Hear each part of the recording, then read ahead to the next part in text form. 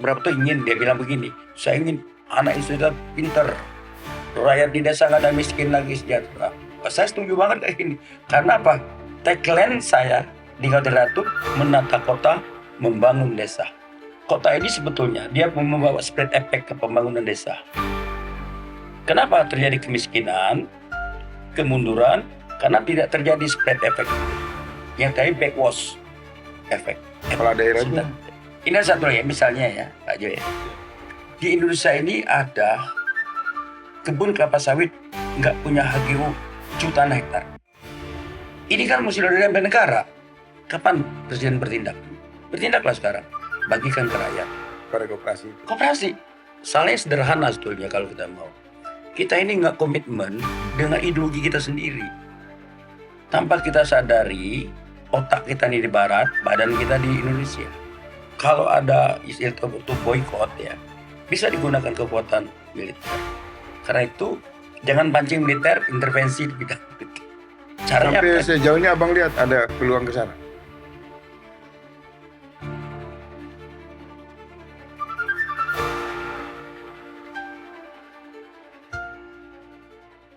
Bicara dalam kerangka semangat ideologi, kerangka kebijakan strategi. Terus faktanya sekarang kan, Presiden ingin rakyat masuk dalam instrumen koperasi untuk menghadapi hegemoni dari kekuatan pemodal. Tapi bagaimana kepala-kepala daerah ini? Sejalan nggak dengan misi besar Presiden? Yang abang baca. Begini, sebelum saya masuk ke kabupaten ya, koperasi ini kan produk ideologi sebetulnya. Ya. Sebetulnya payungnya jelas pasal 33 koperasi itu. Nah, sebagai instrumen ekonomi, koperasi ini alat ideologi kita sebetulnya pasca kemerdekaan untuk mewadahi anak bangsa, mentransformasi kehidupan mereka karena kemiskinan, terbelakangan kan. Tapi saya bilang tadi, dalam sejarah kita, koperasi ini cuman sebagai alat penghibur di masyarakat. Yang tumbuh adalah alat kapitalisme. Perusahaan terbesar itu ada kapitalisme tanpa kita sadari. Bayangkanlah koperasi nggak boleh loh ikut tender dari zaman dulu tuh. Mana ada koperasi bisa ikut tender? Semua PT, BUMN lah ya. Nah, saya menggarisbawahi sejak tahun 47 koperasi itu hanya alat mainan politik pemerintah. Untuk apa ya? Permen saja, si permen. Tapi sebenarnya menguasai sumber daya ekonomi kita ini ya tadi konglomerat itu yang sudah dibentuk pada awal tahun 50 sebetulnya sudah terbentuk ketika Pak Sumitro ya membangun politik benteng untuk sekali lagi mewadahi ya Bumi Putra untuk hidup makmur walaupun disabot ya hanya 7 tahun bertahan. Istilah itu sering saya sebut istilah Alibaba itu loh. Ali dapat sogokannya, Baba jadi kayanya. Itu awal pembentukan konglomerasi. Kemudian cepat lagi setelah Undang-Undang Penanaman Modal Asing 1967. Jadi apa salahnya? Salahnya sederhana sebetulnya kalau kita mau. Kita ini nggak komitmen dengan ideologi kita sendiri. Tanpa kita sadari, otak kita ini di barat, badan kita di Indonesia. Ini yang menggerakkan ekosistem sosial politik kita, ekonomi kita, demokrasi kita. Demokrasi itu kan sebetulnya bukan kultur kita sebetulnya. Itu asalnya dari barat semua, Revolusi Prancis. Betul kan? Koperasi juga dari barat. Robert Owen tahun 1771. Tapi kebenaran koperasi ini ada senapas dengan keguyupan bangsa Indonesia. Bahwa aspek kekeluargaan, gotong royong itu cocok di Indonesia. Apa? Hanya itu untuk menghadapi kapitalisme. Kan koperasi itu waktu di Inggris itu kan karena revolusi industri itu muncullah koperasi yang diciptakan Robert Owen ini untuk menghadapi kapitalisme, eksploitasi penindasan buruh oleh pemilik modal sebetulnya koperasi itu. Jadi semangat koperasi itu tertuang dalam Undang-Undang Dasar 45 Pasal 3 itu sebetulnya semangat anti kapitalisme, semangat anti kolonialisme, semangat anti penjajahan, semangat anti keserakahan. Tapi tidak ada peluang untuk kemudian dijadikan sebagai alat kepentingan politik misalnya untuk melanjutkan misi kekuasaan. Kan itu kan yang disuarakan oleh kubu-kubu yang menantang. Oh itu biasa dalam bernegara tuh ada penantang. Tapi Pak Romo sih yakin garis ini sudah benar ya. Semenjak Soekarno terhenti, Orde Baru terhenti, yang lain terhenti, baru digaungkan kembali. Ya. Jadi pandangan Pak Bung Karno itu mirip dengan pandangan Pak Prabowo sekarang, semangatnya ya. Kan dulu koperasi kan digaungkan juga oleh Pak Soekarno, tapi dibungkusnya dengan pembangunan semesta. Situ ada koperasi, ada ekonomi rakyat, ada pembangunan pedesaan, pembangunan semesta dulu. Nah, Pak Prabowo di Asta Cita nomor 6 selalu saya katakan ini. Pembangunan dari bawah, dari desa untuk menciptakan kesejahteraan dan pemberantasan kemiskinan. Apa alatnya? Koperasi. Nah, koperasi merah putih ini adalah instrumennya yang akan memberi jawaban pada kita semua, memberikan harapan baik pada semua, ya bukan jangan kita hadapi orang yang nggak suka dengan sinisme. Kritik itu bagus juga supaya jalan perintah Prabowo ini bisa on the track ya.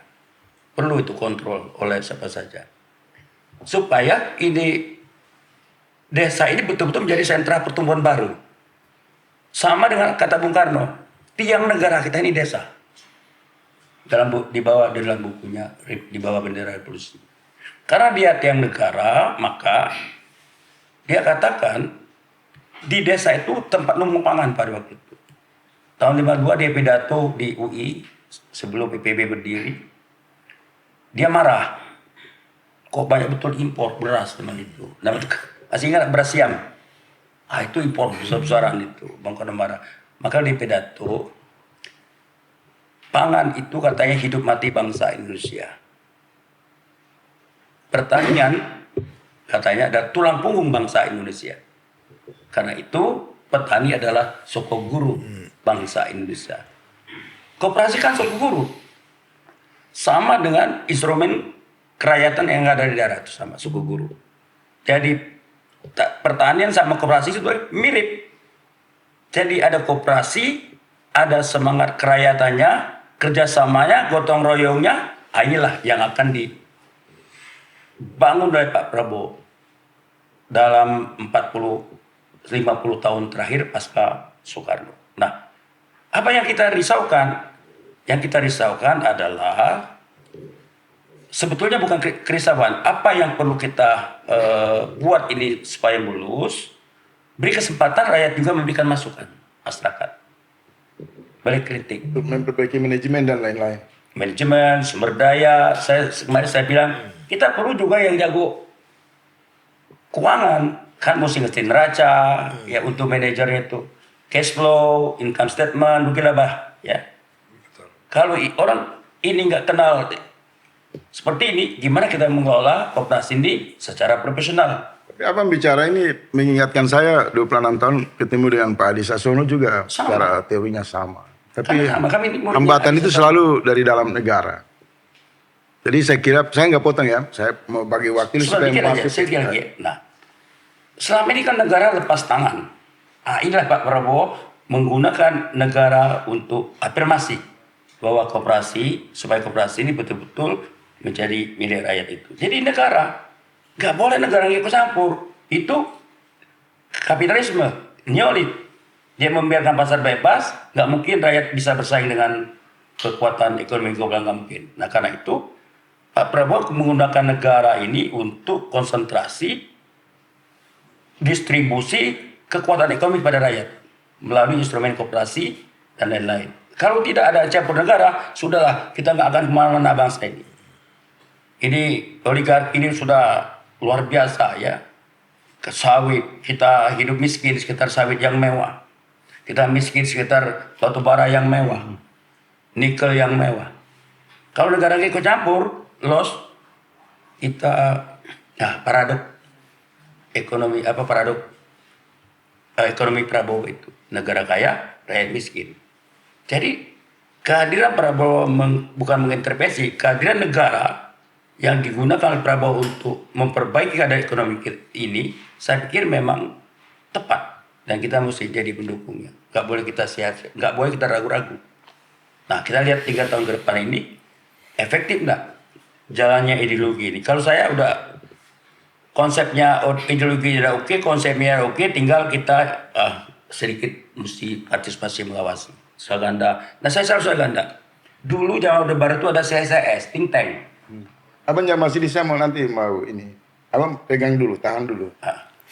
Kalau abang bicara ini kan sudah diperjelas oleh Bang Jo. Negara menginjeksi anggaran itu bentuk keseriusan presiden terhadap kebijakan rakyat, instrumennya koperasi. Jadi kalimat panjang abang itu begitu. Kita peras, buktinya Prabowo memang keluarkan anggaran besar-besaran. Itu tidak terjadi pada rejim-rejim sebelumnya. Kemudian, nah ini CSIS bayangan ini, Grid Indonesia ini kan, Grid Institute. Jadi ada begini Bang, ada begini Bang. CSIS bayangan ini. CSIS. Kok bayangin kalah? Dia mesti mirip think-tanknya CSIS menggerakkan pikiran Soeharto dulu. Bukan Grid Institute ini begitu muncul, orang langsung ingat. Oh ingat CSIS berarti. Yes. Soalnya sekarang lagi musim kabinet bayangan. Iya. Ya. Ini beda, bukan nggak ada bayangan ini. Jadi kita ini bukan bayangan ini, kita ini nyata ini, kita ini. Nyata. Bang Bursa belum jawab, saya punya pertanyaan. Sejak reformasi itu kan terjadi pembelahan prinsipil dalam struktur negara, ada sumber daya desentralisasi. Presiden kuat pada isu-isu sentralisme. Tapi bagaimana ini rumpun sumber daya? Organisasi yang abang pimpin ini masuk aja. Ini memang Buat ada langkah. penyesuaian. Ini ada tugas negara untuk melakukan penyesuaian revitalisasi di situ fiskal. Sebetulnya yang disebut dengan resentralisasi ini sudah berlangsung sebelumnya tanpa terasa itu. Tapi ini kan penyesuaian ini jelas arahnya tuh, sama untuk proyek strategis kan. MBG, sekolah Taruna, sekolah unggulan, sekolah kebudayaan, dan swasembada. Yang kaget itu memang orang nggak ngerti proses ini sebenarnya udah panjang untuk melakukan. Tapi di zaman Pak Prabowo lebih konkret lagi untuk mengefektifkan fiskal ini supaya efisien. Ya, perintah efisien itu di Undang-Undang Nomor 1 Undang-Undang Nomor 1 nomor tahun 2025. Pertama sekali soal efisiensi. Jadi kita diminta efisiensi. Kayak kami dapat efisiensi 425 miliar. Supaya kita menghemat belanja yang kurang bermanfaat bagi pelayanan publik, bagi kepentingan rakyat. Nah, dengan adanya efisiensi ini, sebagai ditarik ke pusat itu, direlokasi ke kepentingan strategis tadi, proyek strategis. Selalu ada 18 poin kalau salah ya. Betul. Tapi yang sangat dikenal masyarakat itu MBG. MBG memang ada masalah. Ya. Nah, ini perlu SDM-nya diperbaiki, tata kelolanya diperbaiki, diawasi ketat. Saya bilang kan Jo tadi mesti ada pengawasan melekat. Betul. Harus itu, karena ini proyek besar 335 triliun. Gak main-main untuk membuat rakyat Indonesia yang cerdas, mengurangi stunting. Tapi ini cerdas deh, ingin membangun. Pak Prabowo tuh ingin, dia bilang begini, saya ingin anak Indonesia pinter, rakyat di desa nggak ada miskin lagi, sejahtera. Saya setuju banget kayak gini. Karena apa? Tagline saya di Kaldera itu menata kota, membangun desa. Jadi akar persoalan kita itu isunya di desa. Nah kalau Pak Prabowo konsisten dengan ini dinamika ekonomi kita tumbuh. Nah teori Gunter Birkal, kota ini sebetulnya dia membawa spread effect ke pembangunan desa. Kenapa terjadi kemiskinan, kemunduran? Karena tidak terjadi spread effect itu. Yang tadi backwash efek kemunduran. Inilah problem kita sebetulnya. Saya tadi mau masuk Gimana menggali keseimbangan pembangunan supaya desa tumbuh itu begini prakteknya. Kalau desa nggak tumbuh, daya beli kota ini pasti kurang. Mall sepi, toko sepi. Tapi bila tumbuh, dia menghidupkan kota. Kota menghidupkan kota-kota lain yang besar. Iya. Begitu kira-kira rantai ekonomi itu. Saya bicara-bicara ini lalu aktivis saya mulai muncul ini. Mulai ya kan? Maksudnya konkret. Konkret kan? Nah, belum konkret. Presiden pidato. Ya. Musuh negara ini mereka segelintir orang yang merampok. Dengan kata-kata yang tegas meyakinkan publik. Kemudian muncul kan istilah yang bukan sekedar sesuatu yang retorik. Pandangan publik oligarki. Dan itu berakar. Definisi berakar itu pada struktur sentralisme dan ada sumber daya desentralisasi otonomi. Sampai hari ini belum ada satupun bupati di Republik ini mengambil instrumen koperasi yang dijadikan ujung tombak melawan oligarki bertindak konkret. Bertindak konkret. Misal di hal-hal yang strategi. Kalau kau bicara oligarki kan nikel, emas. Oh iya, jadi begini. Saya mau masuk ke situ. Ini negara mesti ngambil peran. Begini bos. Seandainya. Kita bicara operasional bang. Langsung ke operasional. Misalnya di beberapa daerah saya datang. Kan Pak Prabowo tinggal afirmasi aja. Panggil Kapolri, panggil Panglima, panggil SDM. Kasih koperasi. Itu sebelum afirmasi. Oke. Bang Jo, ada nggak antara keinginan presiden dan kepala daerah ini? Ini satu lagi, misalnya ya Pak Jo ya. Siap. Di Indonesia ini ada kebun kelapa sawit nggak punya HGU jutaan hektar. Ini kan mesti diambil negara. Kapan presiden bertindak? Bertindaklah sekarang. Bagikan ke rakyat. Pada koperasi. Koperasi. Itu maksud saya. Itu putar-putar kita di situ. Separuh marah Pak Prabowo udah disampaikan itu sebenarnya. Ya itu kan. Tapi mungkin nggak kemudian ya ini tekanan segala macam hasut presiden mengambil cara-cara yang lebih keras. Saya tidak mau pakai istilah diktator, tangan besi, cara yang keras. Karena kalau membaca Nawaitu program kan berpihak kepada rakyat. Mana ada pemimpin pakai ruang demokrasi kemudian berhasil mengembalikan arah kebijakan fundamental. Enggak, menurut saya sih bisa saja. Tapi untuk waktu 2-3 tahun dulu. Karena ini demokrasi yang berjalan, kebijakan plus Pak Prabowo efektif. Ada kritik memang. Bukan sinisme loh, kritik. Gitu. Kritik. Yang sinisme kita bisa. Tapi memang betul. Satu rezim, apalagi mau bangun ideologi, sosialisme state-statalisme ya.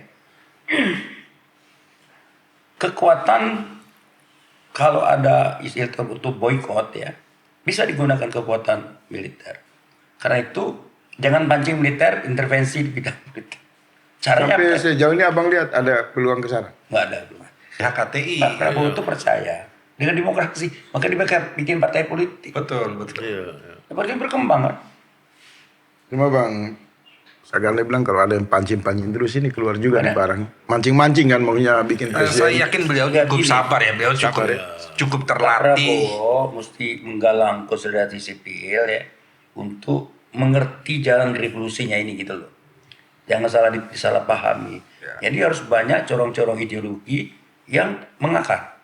Ya. Salah satu Green Institute dan melalui podcast ini ya bisa di-sharekan gitu. Bahwa Kita di kubu netral aja bang, izin bang gak kuat bang, ini gajah-gajah ya, Ya, kita maksud saya di itu. netral-netral aja. Anda nggak bisa netral dalam ideologi. Ideologi itu kan bukan ilmu pengetahuan. Dia harus memihak ideologi, menggerakkan. Saya takut kalau saya berpihak kemudian presiden dihasut, tangan besi militerisme, wah kita kembali ke Orde Baru nanti. Ini era demokrasi, Bos. Sebetulnya begini ya, Begini, kalau- hubungan sipil militer kita ini dalam konteks demokrasi sekarang. Jauh lah ada untuk melakukan mobilisasi militer kalau zaman dulu. Ini konteks berbeda. Kalau memang absolut militerisme dulu itu memang absolut. Jadi belum ada demokrasi. Saya pikir nggak mudah. Kita dikontrol juga oleh demokrasi global sekarang ini kan. Asasi macam-macam dan sebagainya.